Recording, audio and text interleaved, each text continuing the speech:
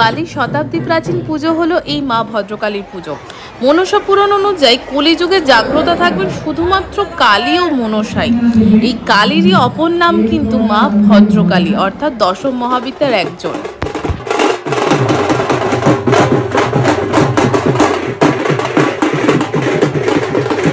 986 সন থেকে চলে আসা এই পুজোর প্রতিষ্ঠার প্রকৃত দিনক্ষণ কিন্তু আজও জানা নেই।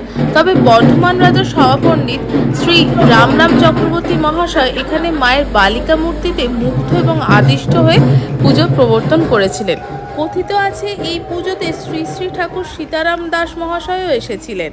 প্রতি বছরই বৈশাখ সংক্রান্তিতে মহা ধুমধাম সহকারে মায়ের এই পূজার আরাধনা করা হয়।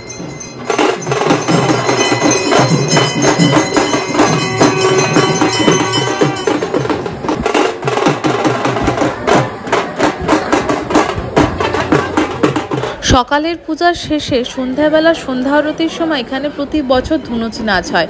এই ধুনুচি নাচের একটা ইতিহাস আছে। মা দুর্গা যখন মহিষাসুরকে বধ করছিলেন সেই সময় তার ভক্তমণ্ডলীরা এই নাচ নেচে তাকে শক্তি প্রদান করছিলেন। সেই তখন থেকেই এটা ট্র্যাডিশন হয়ে আছে পুজোর সময় ধুনুচি নাচ। সন্ধ্যা আরতির পর এই ধুনুচি নাচের মাধ্যমে প্রথম দিনের পূজা সমাপ্ত হয়।